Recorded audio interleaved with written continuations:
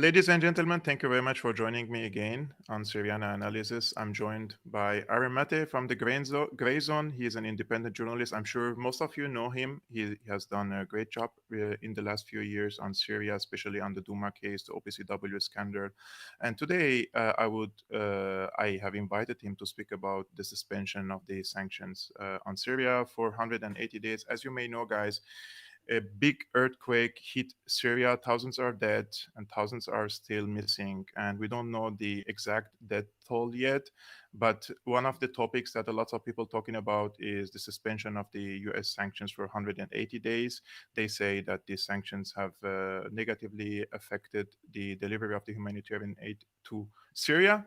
And now the United States comes out and says, okay, I will suspend this for 6 months in order to help the delivery of this relief aid to Syria. Do you think, Aaron, the suspension of the from the U.S. side because they came under pressure from the, let's say, the online community, especially also on social media outlets, and there was also lots of politicians talking about this and journalists, or it was a conscious decision from the American side? And what does it mean for Syria and for Syrians, ordinary Syrians in Syria, that the United States is suspending some of these sanctions, let's say, on the Syrian people?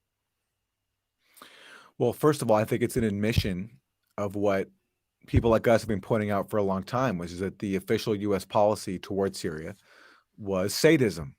If the U.S. needs to now exempt its sanctions to allow for aid to be delivered, that's an admission that the U.S. was blocking aid before and was torturing Syrians. So now they've issued this waiver for 180 days, but I'm not convinced that it will make a huge difference. Obviously, any kind of exemption is better than nothing. But as I understand it, and I'd love to hear what you're hearing, Kevork, from your friends and loved ones about the ability to send money to Syria. But as I understand, people still can't send donations directly to their loved ones through banks. No, Um, they can't and send to banks. yeah, They can only send transactions through Western Union and MoneyGram, and it should be only to individuals, yeah, and it should be family members. And if there is any links of these people to anything related to the public life in Syria, whether it's a non-governmental organization, whether it is someone who has a company, industry, or whatever, these are all blocked, and Western yes. Union doesn't have to give any excuse or any justification if they block your transaction. And there's still a fee attached to it, right? I believe that Western Union is charging. So Western it's Union is not charging till the end of this month, and afterwards they will start charging Syrians again. okay. And some people already transferred it, but the problem is, there are two prices now for the dollar in Syria. What is for the black market, and one for the actual Yeah. dollar, and they're giving it with the conversion rate with the actual number, which means people are losing at least half the value of the transaction. Of course. And the black market is so prevalent because of the sanctions to begin with. That's what Yes. happens when you sanction a country. You force a black market to exist because that's how people get around it and also make a profit. Um, so in terms of why this waiver was granted, I just think it looks so nakedly sadistic when you have this massive earthquake that's killed thousands of people with people still trapped under the rubble to be imposing sanctions. And you had outlets like the New York Times, which generally do their best to obscure the reality of the sanctions. Even the Times had to admit in a story that most Syrians cannot get aid because of the sanctions. Now, the Times then the next day changed that wording, so they erased that. But briefly, that was a brief admission of reality. And I think when you have that kind of recognition, it's very difficult to go in front of the public and justify why you're keeping these sanctions in place. And the reason why they could do that before was because there was no, single cataclysmic event like an earthquake. So the US media just did its job in looking away from the impact of sanctions. So even though it's well known that Syrian doctors have to smuggle in parts for their medical machines, that Syrians are lining up in long queues because the US is stealing their oil with the military occupation. And when Syria tries to import fuel from Iran, those ships get blocked by U.S. sanctions or even sabotaged by Israeli bombings. When that's all happening, it was easy for the U.S. media to look away. It's harder now when you have this devastating earthquake and you're supposed to pretend that you care about Syrians. So I think that's why we saw this announcement. But again, I'd like to see what really materializes, because as we've discussed, this is for 180 days only. Yes. And there's still a whole sanctions regime in place, and I'm not convinced it's going to make a very big difference on the ground. Aaron, I want to mention this. We have done this crowdfunding campaign on GoFundMe, and GoFundMe follows the American laws. And they just gave us a small window to unsuspend our campaign. And they said we will follow the American sanctions. But then they said there is only a small window that you can unsuspend. And we have done that, thankfully. You cannot send these donations to any Syrian non-governmental or humanitarian organization in Syria. It is only permissible to raise money if the organization is non-Syrian, with a registration number and a taxing number outside of Syria, preferably in Europe or the United States.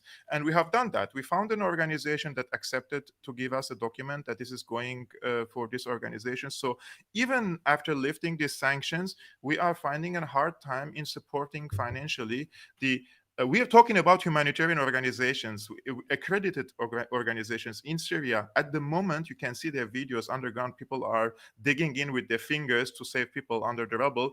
And the GoFundMe, till the moment, they refused to unsuspend us until today. Today, they unsuspended us because we provided a document that says this money is going to this organization. It is registered in France. They have a branch in Syria. And only then they unbanned us from GoFundMe.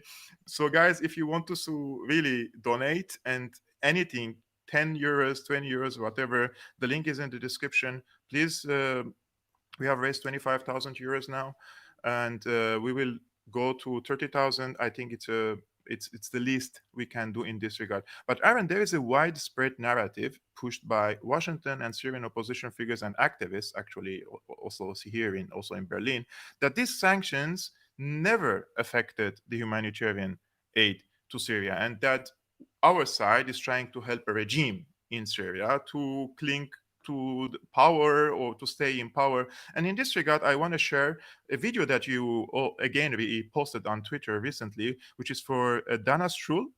I think she's a Deputy Assistant Secretary of Defense for Middle East. Is that correct, her title? Yep. Okay. Yep. Guys, this is her talking about what the United States is actually doing in Syria, and what is the end goal of these sanctions, and why the American forces are in Syria. What are they doing there? This is directly from the mouth of the horse, as we say. Let's take a listen. The United States still had compelling forms of leverage on the table to shape an outcome that was more conducive and protective of U.S. interests. And we identified 4. So the first one was the 1/3 of Syrian territory that was owned via the U.S. military with its local partner, the Syrian Democratic Forces. Now, this was a light footprint on the U.S. military, only about 1,000 troops over the course of the Syria Study Group's report.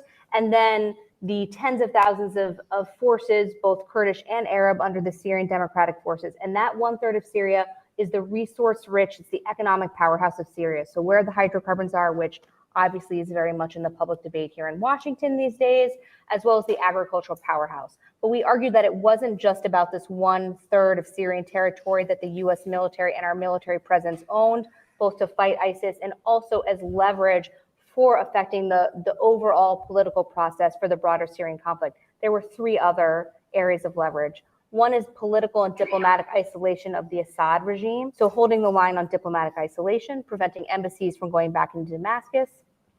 2 is the economic sanctions architecture. So some of this is part of the maximum pressure campaign of the Trump administration on Iran, but there's a whole suite of both executive and congressional sanctions on Syria and Bashar al-Assad, both for human rights abuses in Syria and to the backers of Assad for their activities in support of him in Syria. And 3 was reconstruction aid. So the United States remains the overall largest single donor of humanitarian aid to Syrians, both inside Syria and refugees outside of Syria. And there was some stabilization assistance in the part of Syria that was liberated from ISIS and controlled via the Syrian Democratic Forces in northern eastern Syria. The rest of Syria, though, is rubble. And what the Russians want and what Assad wants is economic reconstruction. And that is something that the United States can basically hold a card on via the international financial institutions and our cooperation with the Europeans. So we argued that absent behavioral changes by the Assad regime, we should hold the line on preventing reconstruction aid and technical expertise from going back into Syria. Am I being too harsh when I say it's a psycho mentality that governs this type of politicians in the United States? This is an open admission of sadism. And Dana Stroll was speaking back in 2019, we should say. But this is the policy that she is now helping to implement 4 years later, because, as she says, the U.S. owns 1/3 of Syria by militarily occupying it, and because that region contains the hydrocarbons and the wheat of Syria, she says that gives it leverage to influence Syria's future. And then she goes on to say the rest of Syria is rubble, and we can hold a line on reconstruction via our sanctions, our control of the financial system. And so now there's even more rubble in Syria from an earthquake, and the policy that Stroll identified of holding a line on reconstruction is in place. It's an outright admission of murder, that the U.S. policy is to murder and further impoverish Syrian civilians. And it's amazing how widely accepted this is. Even the fact that the U.S. grants an exemption to its sanctions, that's reported as if somehow this is a generous act or even normal. Who gave the right to the U.S. to impose these sanctions in the first place? Did anybody in Syria vote for Dana Stroul or Joe Biden or Jake Sullivan or Donald Trump or Mike Pompeo or John Bolton to deny them life-saving aid and basics like fuel and food? It's an admission of outright authoritarianism. Whatever you want to accuse Assad of doing, nothing he's done is as authoritarian as what the U.S. have done to Syria, which is flooding the country with billions of dollars worth of weapons to train and arm sectarian death squads that fueled a catastrophic dirty war. And then after that, punish the Syrian people by imposing sanctions that deny them the right to live. There's nothing more authoritarian than that. This is imposing your own will on a country that's across the world that did nothing to the U.S. at all. And it's completely normalized here. No one questions it. And partly the reason why no one questions it is because no one even covers the sanctions. If you were to read about Syria's hardships in Western media over the last many years, sometimes at the bottom of a story, they'll mention in passing, yeah, Western sanctions, they'll put it in passing. But here is a U.S. official openly bragging that actually U.S. sanctions keep Syria in rubble. And so Western media is less honest than Western officials that they're covering for. Yes. And it is just, and now we're seeing the consequences with this earthquake. You know what bothers me, Aaron, to be honest? There are two types of people now. I live also in Germany, let's say, I have interaction with lots of people here. The vast majority do not know there are sanctions imposed on Syria. Now they heard about it after the earthquake. One of the very few, let's say, positive outcomes of this earthquake, that there was a widespread campaign on social media platforms with millions of people talking about this case. At least it raised some attention on this case. But also, I can assure you, were it not for some Syrians working and putting hands with the American administration or the CIA and the deep state in the United States, we wouldn't see this type of sadism coming from the United States. For example, this is an opinion article published on the Washington Post by Wael Zayat.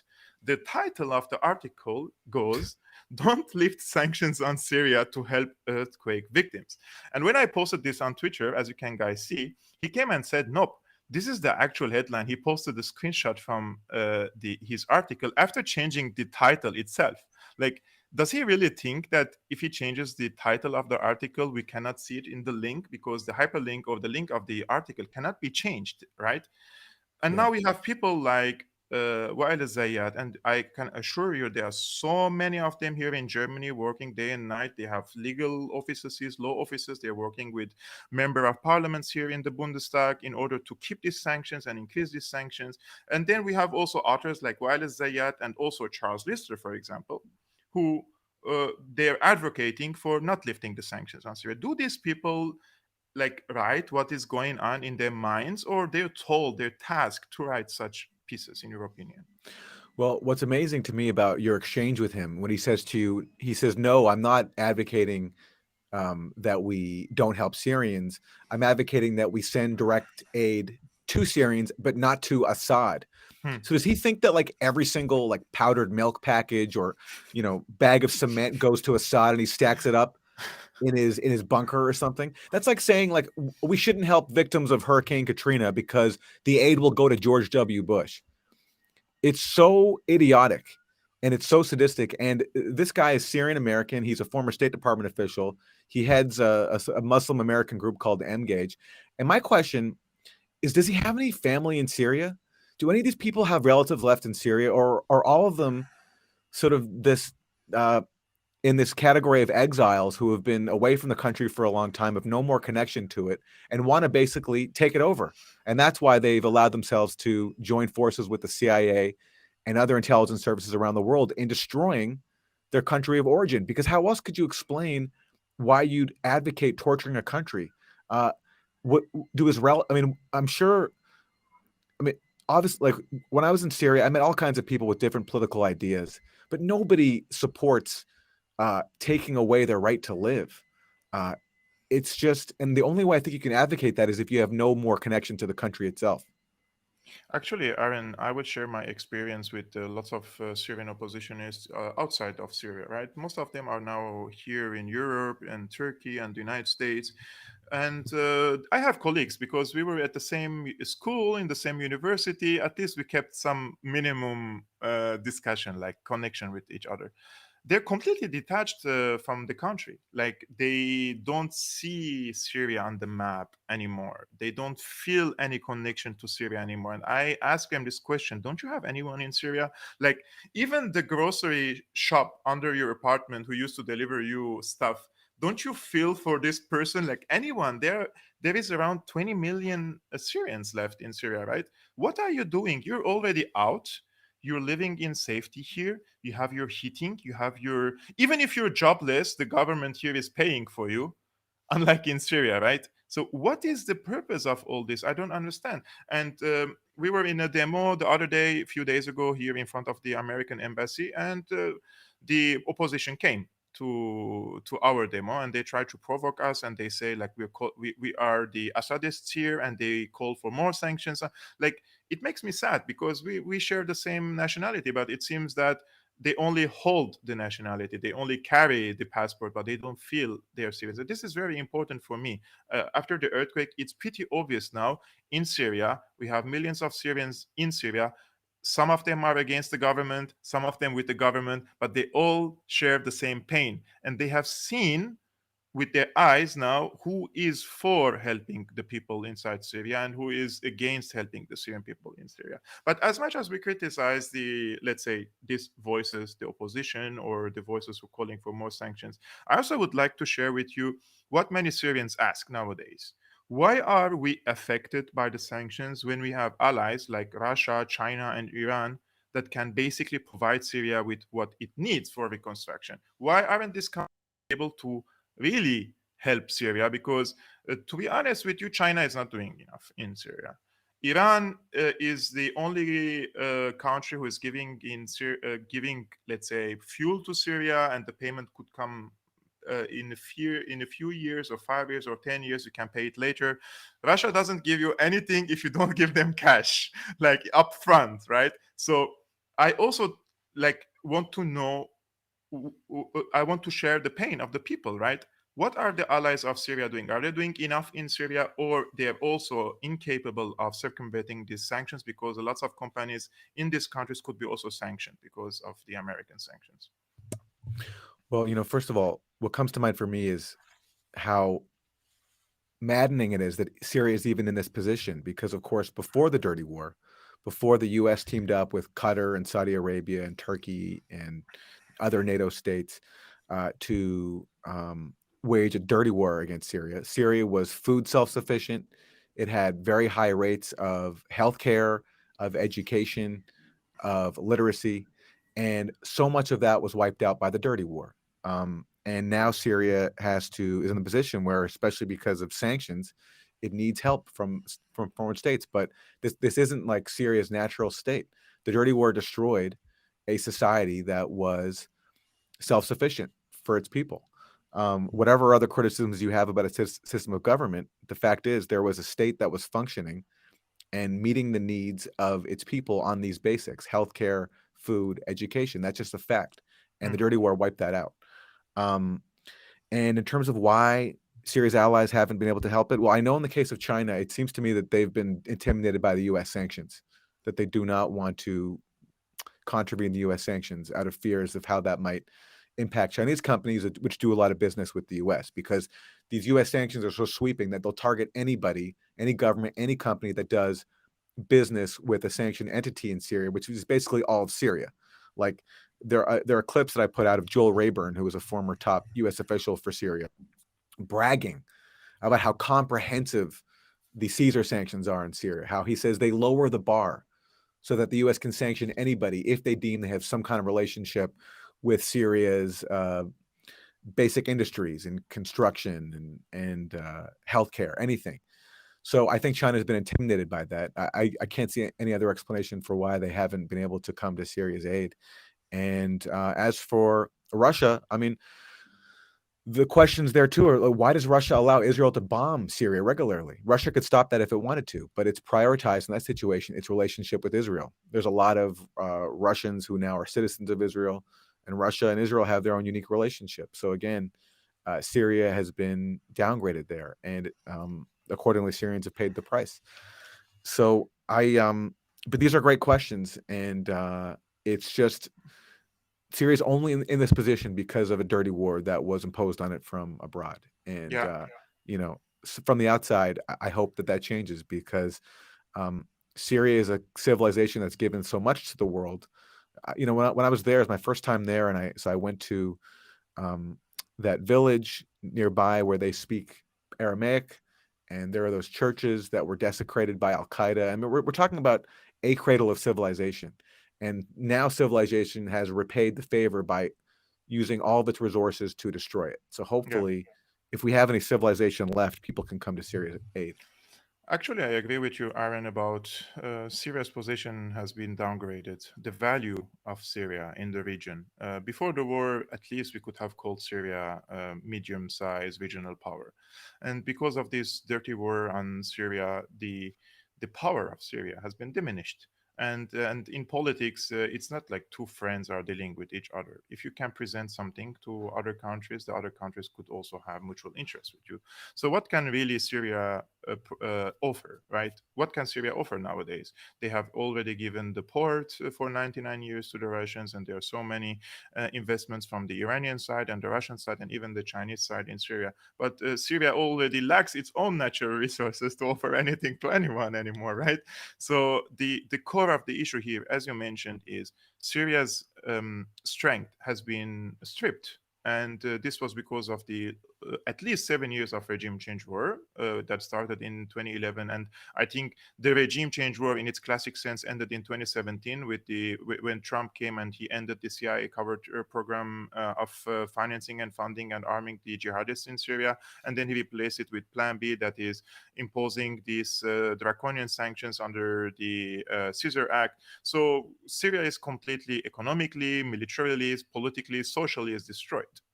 And the people are in truly now dire need of reconstruction efforts. And guys, if you joined now, there is a link in the description for GoFundMe. This is only for humanitarian aid to Syria. And I will set up another humanitarian campaign, this time in Armenia, because I don't want all these websites, platforms to suspend us. And there we will start financing reconstruction efforts in at least in the areas that were hit by this earthquake. We will try to bring what to say, those are fixed homes that you can carry and put it in its places just temporarily for now, so that we can find shelter for the people in Syria. I will declare that soon. Now, Aaron, the Syrian government, unlike, of course, just guys, for you to see, I will share with you this screenshot for Abu Muhammad al-Jolani, the leader of Hayat Tahrir al-Sham or Al-Qaeda in Idlib. And he's wearing a very nice Jack Wolfskin jacket here. Like, it's a really warm jacket. And he says basically that he won't accept any sort of humanitarian aid convoys from Damascus to cross to his region where he occupies, which is Idlib. But unlike him, the Syrian government allowed the UN to open two new humanitarian corridors in the north to allow the delivery of humanitarian aid to the Al Qaeda held governorate. And now I want to share. I translated this article. Aksam Suleiman actually was the former chief bureau of Al Jazeera here in Berlin, and he left his job with Al Jazeera in 2012 after the war started in Syria. And he wrote a piece of article. I just translated it to English very quickly.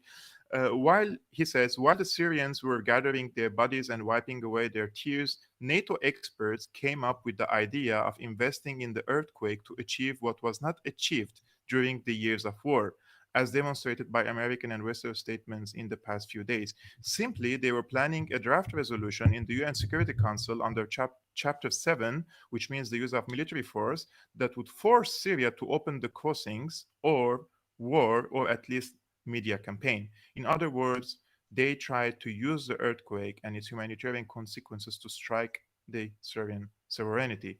The step taken by the Syrian government through consensus and agreement with the United Nations and its relevant departments to open two additional crossings for 3 months without a Security Council or international resolutions or Chapter 7 pulled the rug from under the feet of these planners in Washington. They didn't expect such a of these planners was not related to crossings or humanitarian aid, but rather to attack the sovereignty of Syria. So according to Aksam Suleiman, after the earthquake, the planners in Washington, they tried to bring this case to the UN Security Council and discuss it under the Article 7 of the UN Security Council, which means they could use force against Syria to force Syria to open these crossings. But it seems that the Damascus government, they accepted to open these crossings, and therefore there is no more an excuse for the Americans to bring this case to the UN Security Council. Do you think that the Americans try to exploit this earthquake in order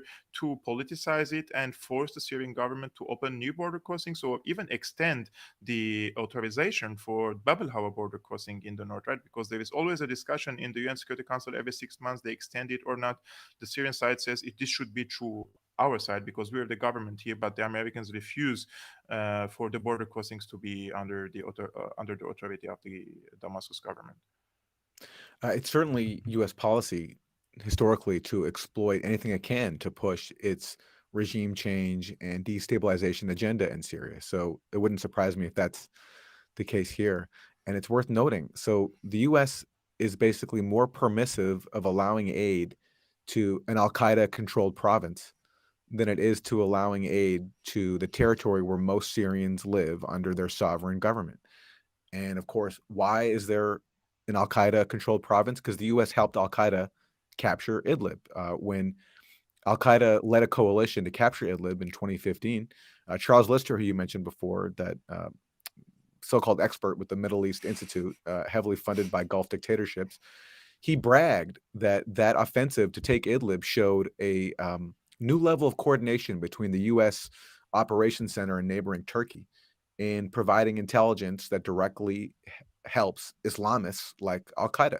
And that coordination was a big role in helping al-Qaeda conquer Idlib, as was American anti-tank tow missiles, right? Which were instrumental in the battle for Idlib as well. So the U.S. helped al-Qaeda take Idlib. A few years later, that's when Brett McGurk, who is now a senior official under Biden, he handles Middle East for the National Security Council. But in 2017, he was out of government, and he said that Idlib province is now the largest al-Qaeda safe haven since 9/11. Yes. And he said, this is a problem. Now, he also alluded to, he said, I'm not going to get into the actions of our government. And that was his oblique way of saying that, yeah, our government helped al-Qaeda take that safe haven. But he recognized then that it was a problem. And now we're seeing that problem actualized, because how has al-Qaeda handled this earthquake? Well, when the Syrian government offered to send in aid directly to Idlib from Syrian territory, al-Qaeda, which is now known as Hayat Tahrir al-Sham, refused it, said, we're not going to help legitimize the regime or whatever. So that is another... Imagine al-Qaeda saying we won't legitimize the Syrian government. Yeah, well, exactly. Yeah, I mean, And imagine a country that was attacked by Al Qaeda on 9/11, 10 years later, siding with it in the most expensive dirty war in history. And that's explicit U.S. policy. The line I often quote from Jake Sullivan, who's now our current national security advisor, he wrote to Hillary Clinton in February 2012. He wrote, Al Qaeda is on our side in Syria. Yeah. All of the Biden administration principles, from Joe Biden himself to Jake Sullivan to Brett McGurk to Dana Stroul, who we talked about before, all of them have admitted just the insanity of Syria policy. Joe Biden admitted in an outburst when he was vice president that there basically are no moderate rebels in Syria. That was a lie. He said the rebels were basically dominated by Nusra, which is Al Qaeda, and ISIS. And Biden had to apologize for that, but not because he got anything wrong, but because he told the truth. And the only Yes. thing he got wrong was that he left out was that the U.S. was complicit in arming this insurgency. And so now with this earthquake, we're seeing the fruits of a U.S. decision to side with Al Qaeda. Al Qaeda is denying aid to its own people because that aid happens to come from the government that the U.S. and Al Qaeda were trying to overthrow. Aaron, if I want to end up this discussion with you, do you think the US will restore these sanctions after 6 months, or there is already a de facto breaking of the siege? You can see lots of Arabic countries are sending now like aid to Syria. Even Saudi Arabia sent today. From the EU, Romania sent aid, but it landed in Beirut and it's heading now to Damascus. Lots of governments who boycotted Syria for 12 years, and now they are sending aid to Syria. And there are some optimistic analysts who say that the siege will be broken, and there is no way back to this, like after 6 months, to restore or restart the sanction regime on Syria. Do you think, which side are you? I hope so, but I don't want to underestimate the sadism and cruelty of U.S. policy. I think there's so much bitterness in Washington towards Syria. And the official reason is they say, the Syrian government committed war crimes and atrocities. No, the real reason is that the Syrian government, with the help of Russia and Iran and Hezbollah, defeated the most well-armed insurgency in history. And that really angered neoconservatives in Washington and elsewhere, who figured that they'd have another quote-unquote victory like they did in Libya and Iraq. And Syria fought back with the help of its allies, and that humiliated people who are bent on dominating Syria and turning it into another colony in the Middle East. And so when you hear U.S. officials and U.S. politicians like Jim Risch, he's a senator, very influential on the Senate Foreign Relations Committee, and his close partner, Robert Menendez, this is a Democrat and a Republican, they speak with such bitterness about Syria and how they want all this to continue because Syria has to pay the price for daring to defeat the insurgency that we funded. So I'm very, I hope, of course, that the sanctions will be lifted permanently, but up until this point, there was no appetite at all for any lifting of the sanctions. Blinken said that there can be no reconstruction of Syria. He said that not long ago. That was official U.S. policy. So I don't want to underestimate how sadistic U.S. leaders are. And, in justifying U.S. policy, Ned Price, who's a State Department spokesperson, said, how can we normalize with a country that gasses its own people, right? And that shows right there the purpose of these chemical weapons allegations in Syria that we've gotten, that this government is so diabolical, it gasses its own people. How can we possibly deal with it? Now, of course, as I've tried to do, is show that all these chemical weapons claims that have been lodged against the Syrian government, Ghouta 2013, Khan Sheikhoun 2017, Duma 2018, that all of them are based on fraud. And their purpose is to justify sadism and to actually commit more atrocities against the Syrian people, not stop them. Because to sell it to a public that, oh yeah, this is why we have to cut off food to civilians, is because their government is so sadistic that they gas their own people. So we can't possibly deal with them. Just as we were told we had to invade Iraq because they have weapons of mass destruction. It's that playbook again here. And that's why the OPCW scandal has to be buried, because these OPCW leaks showing that the OPCW covered up its own investigation after that investigation found no evidence that Syria used chemical weapons in Duma, that is so damning to the narrative that is required to sustain sanctions and warmongering that has to be silenced. And that's why there's been such an effort to bury that scandal. You know what, Aaron? I truly believe that Syria doesn't pose any danger or threat to the national security of the US, and even its presence in the region is Syria doesn't pose a decisive threat to the American interests in the region. It does pose some threat on Israel, which I think the APAC has a major role in the United States in the sanctions regime, the start of the regime change war from the beginning. I truly believe that Israel is playing an instrumental role in this, and they will also now you see what Netanyahu says. They're going to bury the case of the Golan Heights completely. He declared the Golan Heights as a strategic area, and he will encourage investment there and building new settlements. And there is no way back from the Israeli point of view to give back Golan Heights again. So they have to keep Syria as weak as possible, because if Syria is strong again, if it poses any sort of military threat on Israel, they will go back on a negotiating table to find a compromise on the Golan Heights issue. Aaron Maté, thank you very much for your time. It's a really pleasure talking to you guys. Aaron's Twitter link is in the description below. Also, his Substack. Please go and follow him. He's doing a great work and lots of cases. I'm very happy to have him on Syriana Analysis. Thank you so much, Aaron, again. Thanks, Kevak, for having me. It was great to be with you. Appreciate it. Guys, again, before I end up, the link for the GoFundMe is in the description below. Please contribute as little as you can. And this is a very important case for the people in Syria. We will deliver this aid to the people in need in Aleppo, Jable, and in Hama. Those were hit and affected by the earthquake. And we finally unsuspended this crowdfunding, which is great. And my initial goal is 30,000 euro. I think now we have around 25,000 euros.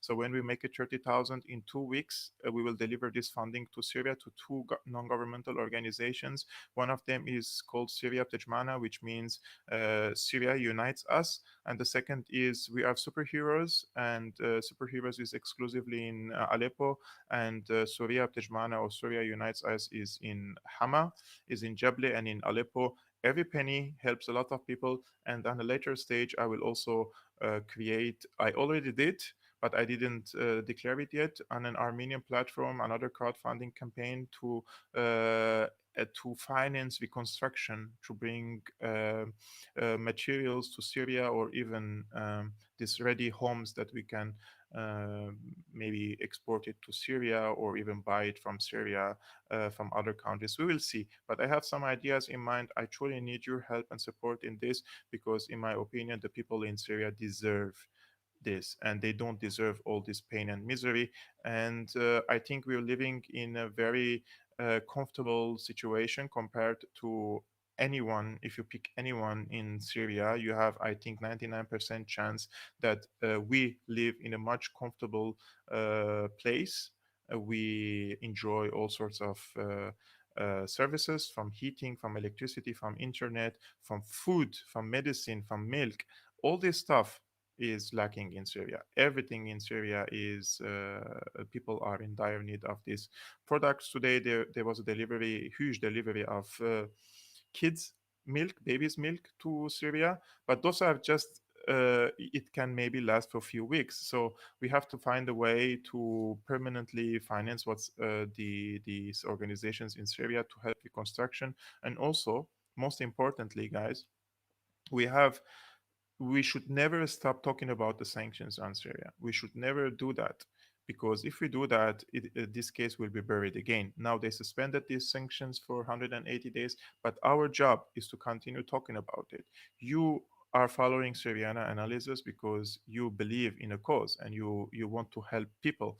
And I am myself, nobody appointed me to speak in the name of the Syrians, but I feel their pain. Therefore, I'm doing something for them. And I'm very like putting lots of efforts from like from my time and from effort, from everything. But if you were born and raised in Syria, and or if you know the Syrian people, truly the Syrian people, you would never want to abandon them. And this is my mission. I have a very small YouTube channel, as you can see. I truly I'm very thankful for you, and I wish I really encourage you guys to share this video on all the social media accounts. Make my channel as bigger as it can be, so that we can bring more pressure. Because believe me, what we have done on social media platforms in the past 1 week and 10 days was huge. On Twitter alone, I had around 10 million views on my tweets and videos, etc. 10 million, me alone. So imagine if we can have we can create bridges between different people, and we can increase our reach to other people. Lots of ambassadors are following my Twitter account, whether it's the special envoy for the EU, whether it's the special envoy for the United States, ambassadors. So these people follow and read and see. So I really want to bring more attention to this. We have to push them and put this in front of their faces all the time. And you guys can help, because you believe in that what's happening in Syria is unjust, and you believe that these people do not deserve all this misery. So we have to put hand in hand and shoulder to shoulder, and we have to help the Syrian people. I'm very thankful for you guys. So as I mentioned, the link is in the description, and thank you so much in advance. And tomorrow I'm coming. Also, I'm doing another live stream. Tomorrow, I think it's Thursday, right? Tomorrow, no, it's Wednesday. So tomorrow night we have another live stream at 9 p.m. Central European Time, 10 p.m. in Syria, or 3 p.m. in Eastern American Time. And I will keep the guest surprise. It's a very interesting guest, and he recently published an article, um, uh, also again about the sanctions and how the United States is sanctioning civilians who just underwent or undergone such a big disaster, such as the catastrophe of this, like the catastrophe of this earthquake in Syria. So we will see each other tomorrow, 9 p.m. Central European Time. And see you next time.